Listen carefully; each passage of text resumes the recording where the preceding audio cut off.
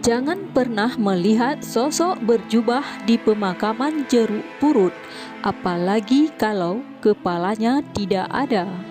Karena konon, orang yang pernah melihatnya tidak akan pernah melupakan malam itu. Jakarta, kota yang hampir tidak pernah tidur, gedung tinggi, jalanan ramai, lampu di mana-mana. Tapi di balik hiruk-pikuk itu ada satu tempat yang namanya selalu muncul setiap kali orang membahas kisah horor. Pemakaman Jeruk Purut.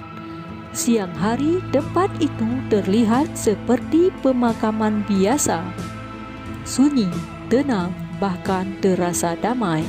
Namun semuanya berubah ketika malam mulai turun. Karena konon ada seseorang yang masih berjalan di antara makam-makam itu. Bukan peziarah, bukan penjaga, melainkan seorang pastor. Tapi ada satu hal yang membuat siapapun memilih kabur. Kepalanya tidak ada. Dan yang lebih menyeramkan, ia tidak pernah berjalan sendirian. Beberapa cerita mengatakan di belakang pastor itu selalu ada seekor anjing hitam. Anjing itu tidak menggonggong, tidak berlari, tidak menyerang. Ia hanya mengikuti selangkah demi selangkah dalam diam. Anehnya, orang-orang justru lebih takut kepada anjing itu daripada sosok pastornya. Kenapa? Karena konon anjing itu selalu menatap ke arah orang yang bisa melihat mereka, seolah ia tahu siapa yang sedang memperhatikan. Dan sejak saat itu, banyak orang percaya kalau kamu bisa melihat mereka, berarti mereka juga bisa melihatmu. Tapi mengapa pastor itu terus berjalan setiap malam? Jawabannya mungkin bukan seperti yang selama ini kamu dengar. Legenda yang paling terkenal mengatakan dulu ada seorang pastor yang dimakamkan dalam kondisi tidak utuh. Ada yang mengatakan kepalanya dimakamkan di tempat lain. Ada pula yang percaya terjadi kesalahan saat pemakaman. Sejak itulah arwahnya terus mencari bagian tubuhnya yang hilang. Itulah sebabnya ia tidak pernah berhenti berjalan. Tapi disinilah pertanyaan besarnya. Kalau kisah itu benar, mengapa tidak pernah ada catatan resmi yang membuktikannya? Dan kalau tidak pernah terjadi, mengapa ceritanya masih terus bertahan hingga sekarang? Justru disinilah misterinya semakin dalam. Selama bertahun-tahun, banyak orang mengaku mengalami kejadian aneh di sekitar Jeruk Purut. Ada yang melihat sosok berjubah putih melintas di antara pepohonan. Ketika dikejar, hilang.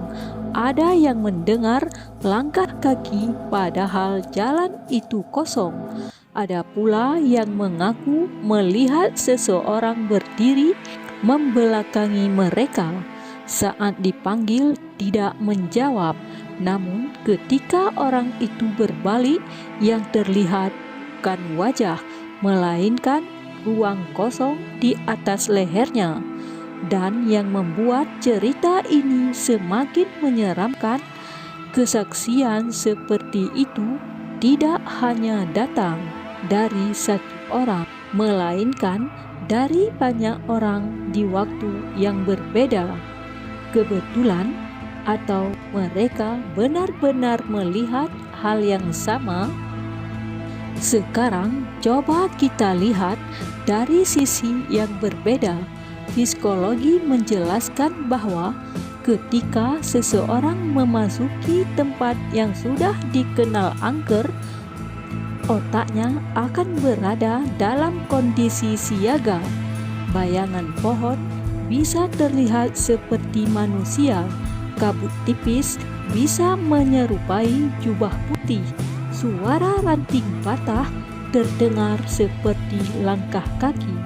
Fenomena ini disebut ekspektasi persepsi. Otak melengkapi informasi yang sebenarnya belum lengkap. Karena itu, dua orang bisa melihat tempat yang sama tapi merasakan hal yang sangat berbeda. Lalu, apakah semua cerita tentang pastor tanpa kepala hanya hasil sugesti, atau ada sesuatu yang memang belum bisa dijelaskan? Sampai hari ini, tidak ada bukti yang memastikan bahwa pastor tanpa kepala benar-benar menghuni jeruk purut.